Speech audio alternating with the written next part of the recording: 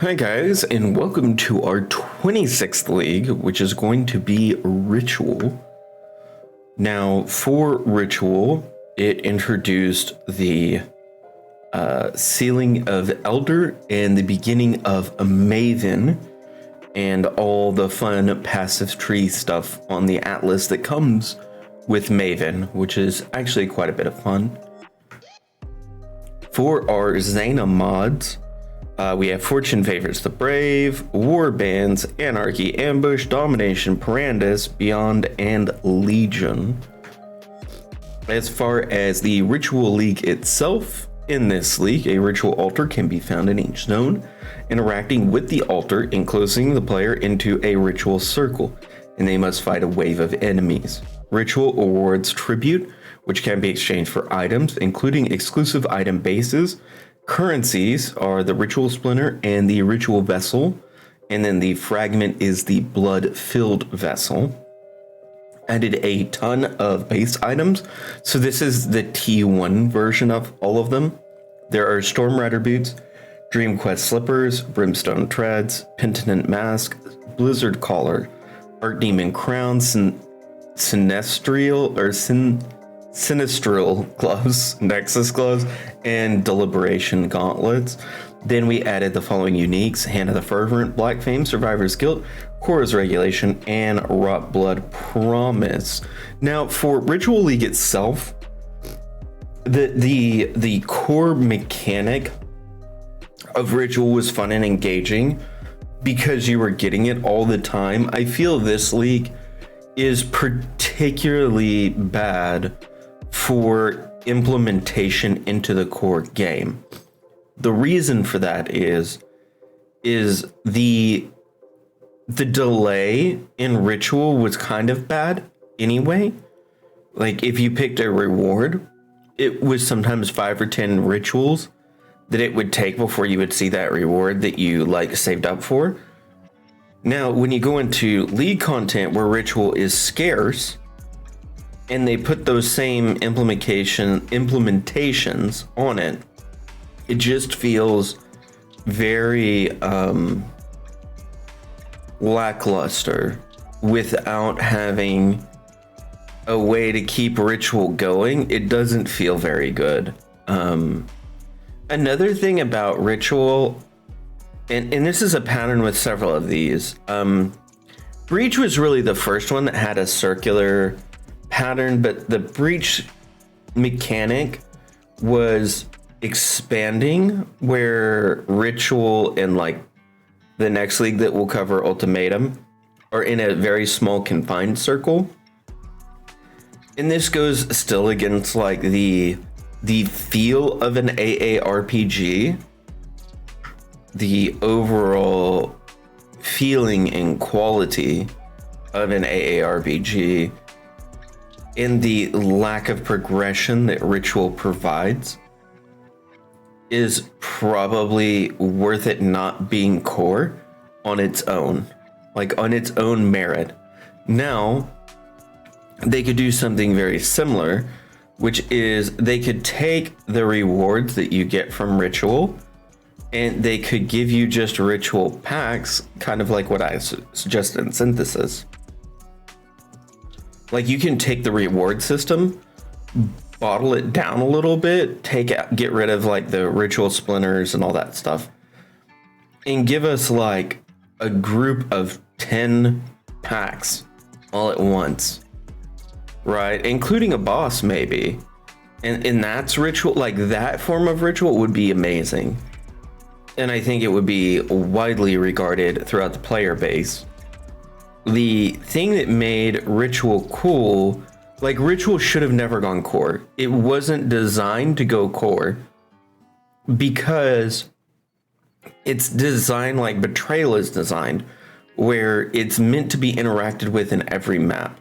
And the problem with designing something like that, while in League it is cool, it's the same problem as Incursion. While in League it is cool and it is effective, in the core gameplay, it negatively impacts itself because you're not going to get it every league, or you're not going to get it every map or every zone. And without getting at every map and every zone, it diminishes the value of the mechanic. So if they're going to make one of these standing in a circle mechanics go, it should probably be ultimatum, because at least with ultimatum, one, you could get out at any point in time, which is cool.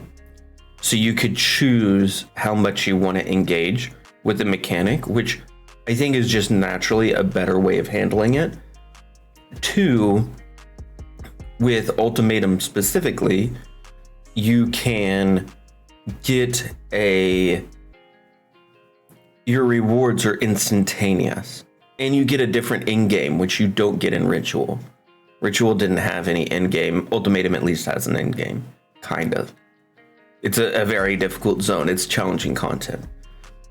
So maybe the solution is either we reimagine the mechanic, or we do something else. I think is the correct answer for Ritual. I think a lot of links to the Ritual League as well as the Ritual mechanic. I think a lot of the reception for Ritual and how positively it was received, it was due to Harvest being implemented in a more powerful way than it was within the league itself. And Harvest was already, like, people were missing Harvest instantly in Heist League. Like, people were complaining there was no Harvest. And when we got Ritual League, we got like uber Harvest, because you didn't have to do any of the cultivation, kind of the way it works now, but the rewards were significantly better than they are now, where you constantly had add influence mods and you constantly had annulments and things like that. Now, I personally really like that version of Harvest. And the reason why I like that version of Harvest is it raises the floor dramatically and it keeps the ceiling the same. The ceiling is exactly the same as it is in current league. The only thing that the changes to Harvest did was they took the power level of the average player from here to here. That's the difference. The end game people, no difference whatsoever, except their gear's a little harder to craft. That's not a problem for them.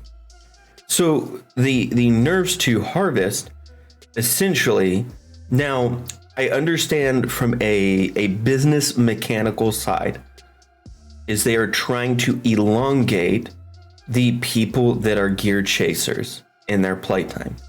And I understand that from a business perspective.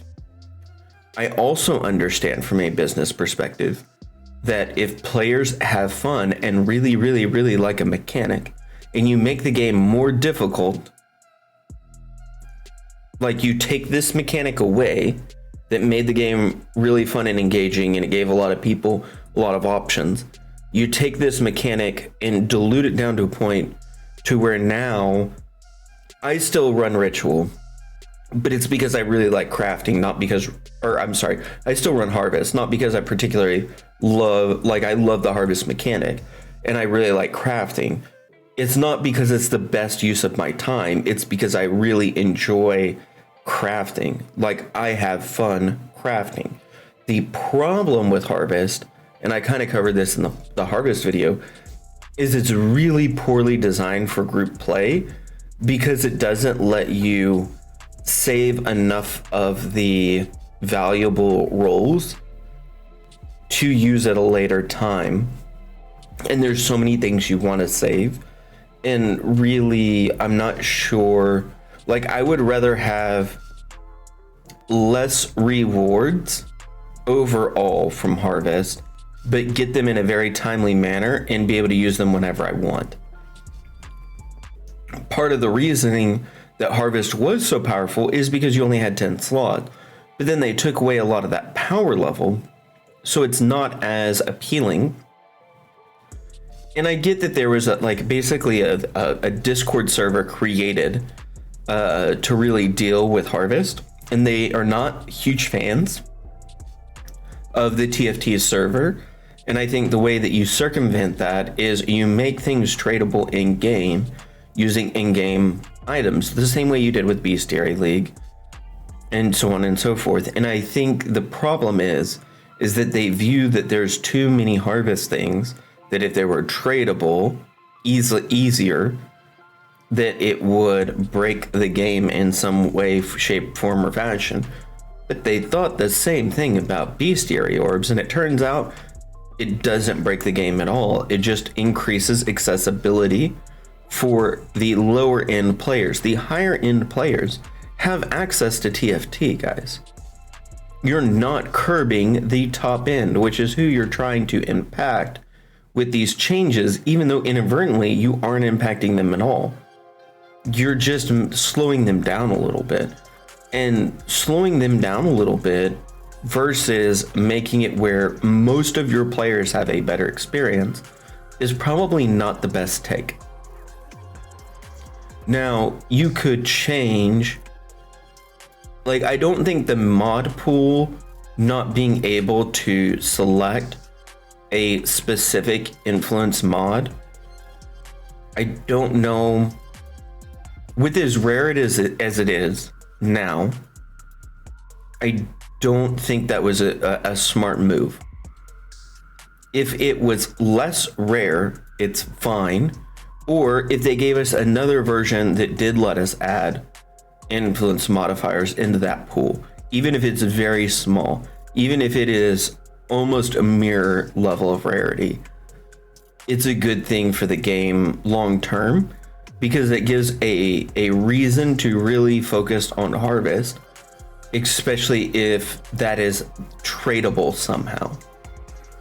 And the problem with their implementation and their vision for harvest is their knowledge gating crafting instead of teaching people crafting.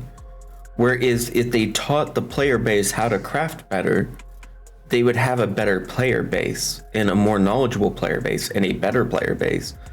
And it's one of these weird things where I don't understand it from a game development mentality.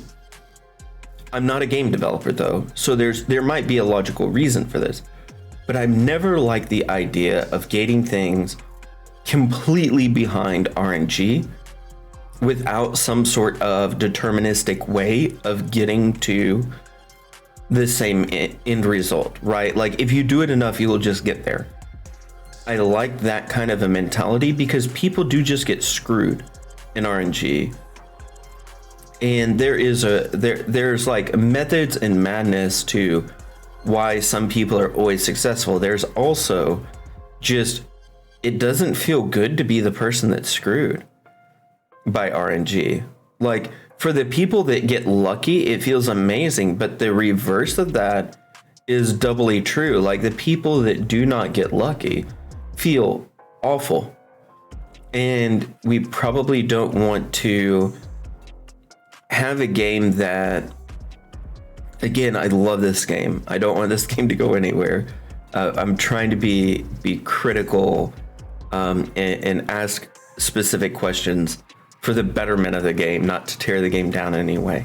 But I don't understand the mentality of let's make everything gated behind that knowledge or gated behind knowing ways of circumventing the system instead of just providing a better system. Like I think grinding gear games can provide a better system than TFT can. I think they can. I think they have the tools, and I think they've showed us in the past that they're able to implement creative changes that are impactful. And so I trust them enough to say, like, let's rethink harvest in a way that one makes it better for party play, where someone isn't just standing around for 10 minutes while you craft on stuff. And two, let's revise a way of making that item tradable. You know, or maybe you have two hoarder crafting stations. One station is solely for your use, and one is like a trade station where you can, you know, where people can view it. And as long as it's registered in the public login, people can scan it, right? It doesn't even have to be a currency, and it doesn't even have to be Like it would be easier if it was a currency for everybody's sake, but it doesn't even have to be a currency. You could literally make a second option where one is personal use and one is trade use. And then if you put it in the trade use, then in that one, you need to have a way to add a note to it to set a price on that item. Or alternatively, you could have it scan your own website, because now you have your own trade website, and give us a price checker based on that item. And you could actually have it calculated next to all of the crafts, which would actually be really cool. And it would hopefully help new players understand what is more and less valuable. Or here's another thought. What if the weight of the modifier was listed? Like, that's something that is in the internal database anyway. So if you have a 100 weight modifier versus a 7,000 weight modifier, it's very easy. Like, you would have to spell it out somewhere in some way and communicate that to players. But I think like adding weights to rolls and making those visible, even if it's only visible if you hold, I think it's Alt as the default, but even if it's only visible while using advanced mods and it just said the item weight, it would really help players understand what is and what is not valuable. And that's nothing but good for the game. That's nothing but good. That's only positive. But I hope this was helpful, and I hope this is informative, and I will catch you on the next one. Have a great day, Exiles.